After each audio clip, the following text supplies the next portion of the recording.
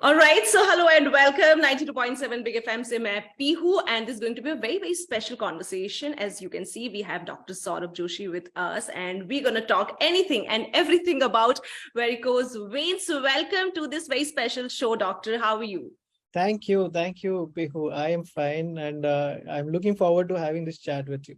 Definitely so चलिए शुरू से शुरू करते हैं वेरिकोस वेन्स के बारे में मैंने नाम लिया सो क्या है ये प्लीज बताएं। तो वेरिकोस वेन जो होता है ना, ये बीमारी होती है जिसमें बहुत विजुअल बीमारी होती है, जो हमें अगर है तो दिख जाता है। बहुत कॉमनली हमें दिखता है, पैरों पे फूली हुई नसें होती हैं। मतलब ऐसे जो आप चलते फिरते देखते होंगे बीच पे, जब आप अभी जो यूजुअली जो शॉर्ट्स पहनते हैं तो हमें दिख जाता है कि फूली हुई नसें ऐसे गुच्छे गुच्छे दिखती हैं। Correct correct. तो ये जो होता है ये बहुत कॉमनली वेरिकोस वेन्स विजिबली ऐसे दिखते हैं, नसों के गुच्छे फूले हुए। पर ये इस पे लिमिटेड नहीं होता, ये सीमित नहीं होता कि गुच्छे दिखने ही चाहिए। कॉमनली दिख जाता है, पर कभी कभी बिना नसों के गुच्छे दिखे हुए भी इसके जो कॉन्सिक्वेंसेस होते हैं, मतलब आगे जाके जो जख्म हो जाती है पैर पे न भरने वाली वगैरह, तो ये भी हो सकता है कि आपको पेशेंट के पैर पे त्वचा ऐसे काली नीली हो गई हो और पैर पे न भरने वाली जख्म हो और समझ में नहीं आता कि क्यों हो रहा है। तो ये जो वेरिकोस वेन्स का जो डायग्नोसिस है, इस पे पहुंचने के लिए अगर वो वेन्स ही ना दिखे तो फिर बड़ा मतलब डॉक्टरों को भी मुश्किल हो जाता है कि हमें तो वेन तो दिखे नहीं, तो ये कैसे हमें पता चलेगा कि ये तो वेरिकोस वेन है। तो हमें इसीलिए थोड़ा जानना जरूरी है कि अगर हमारे पैरों, स्पेशली बुजुर्गों के पैरों पर न भरने वाली जख्में होंगी, मतलब एंकल से नीचे या मिड काफ से नीचे पैरों पे कोई जख्म है जो महीने महीने तक भर नहीं रही, हम पट्टी कर रहे हैं, सब कुछ कर रहे हैं, पर गीली गीली रहती है, जख्म नहीं भरती, बड़े बड़े हो जाते हैं, तो ये वेरिकोस वेन्स का ध्यान में आना बहुत जरूरी होता है। क्योंकि ये वेरिकोस वेन्स एल्डरली पेशेंट्स के पैरों पे न भरने वाली जख्म बनने का नंबर 1 कारण है।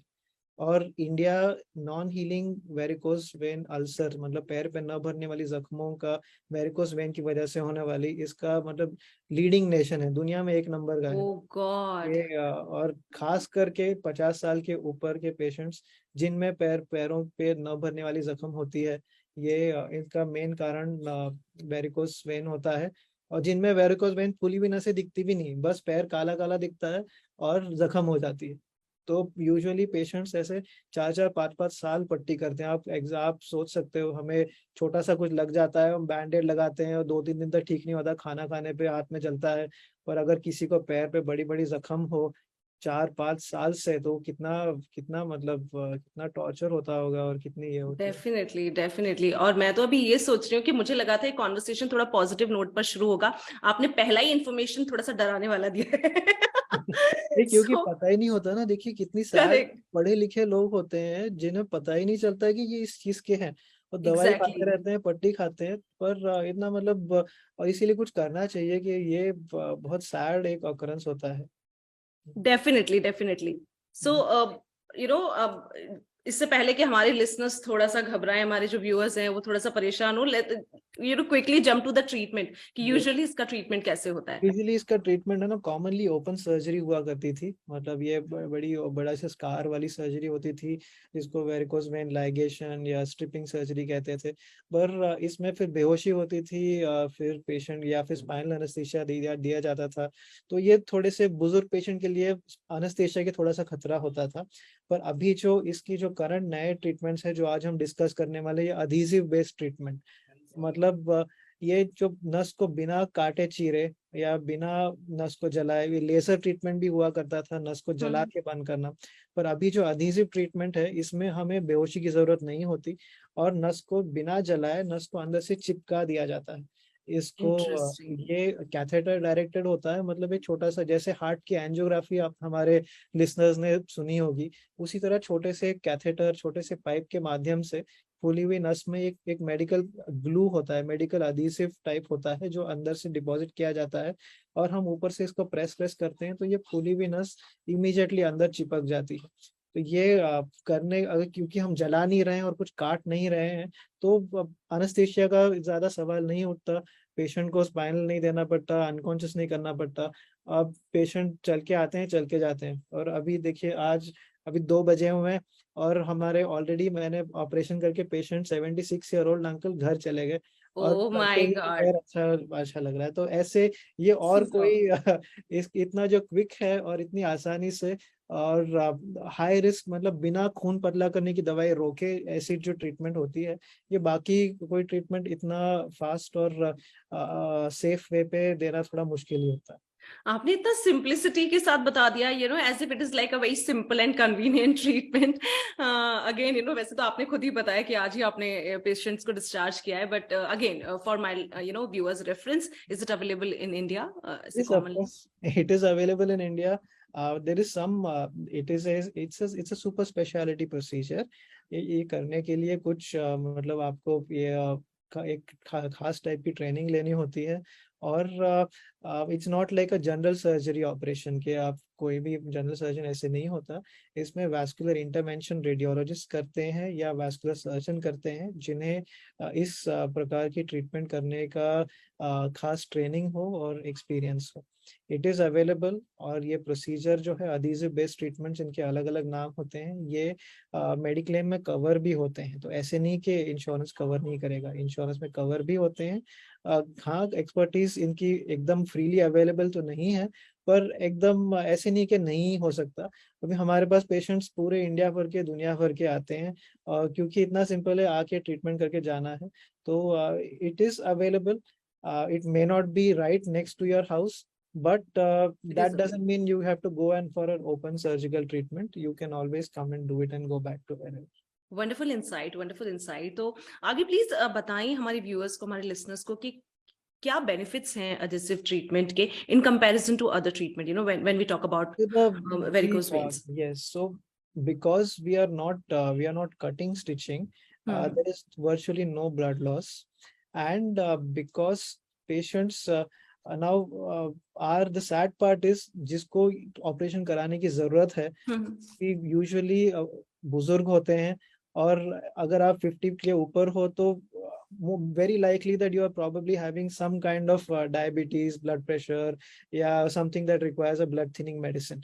तो अगर आपको कोई प्रोसीजर आप बिना आपके खून पतला करने की दवाई रोके कर सकें तो then that is this adhesive treatment we can do without stopping blood thinners.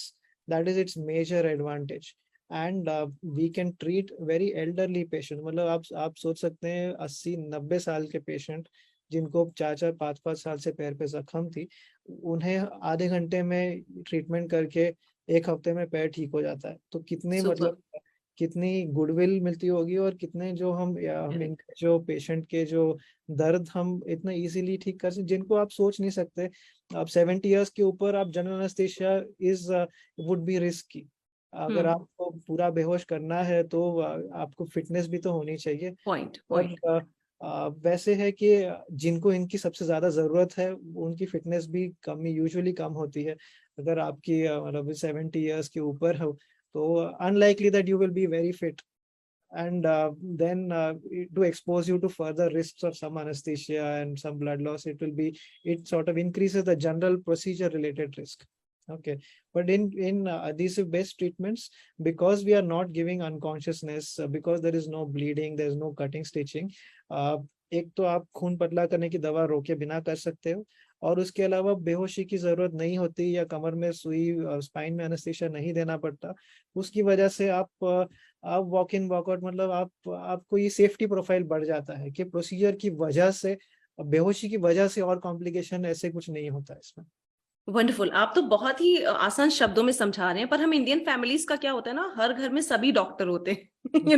We have our things to say. Doctor ने कुछ कहा कि नहीं नहीं नहीं, ऐसा नहीं, ऐसा कर लो, इसका ये भी हो सकता है। सो ये भी एक क्वेश्चन आएगा, क्या इससे जुड़े कोई रिस्क है, कोई चैलेंजेस हैं?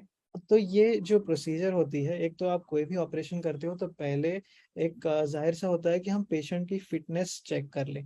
मतलब अगर हम ऑपरेशन करने वाले हैं XYZ पेशेंट का, तो पहले कुछ ब्लड टेस्ट होते हैं, ECG होता है, 2D एको होता है, जिससे हम समझ ले कि आपको कोई इन्फेक्शन तो नहीं चल रहा, आपको बाकी कोई तकलीफ तो नहीं है, डायबिटीज या शुगर कंट्रोल में है।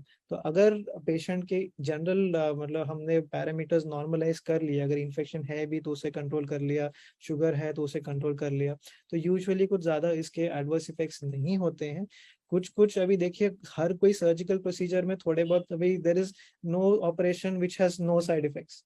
Even there is no medicine that has no side effects for anybody. There are some people who might be allergic to some medicines. There are some Point. uncontrollable circumstances which which we can't, but we reduce all the we first understand the patient's health condition, and if required some medicine is given to the patient, so that these adverse effects can be avoided. And in addition to that, especially me and my team, when we do this, it's not just about doing the operation और छोड़ दिया, आपको कर लिया अब आपका देखिए, ऐसे नहीं है.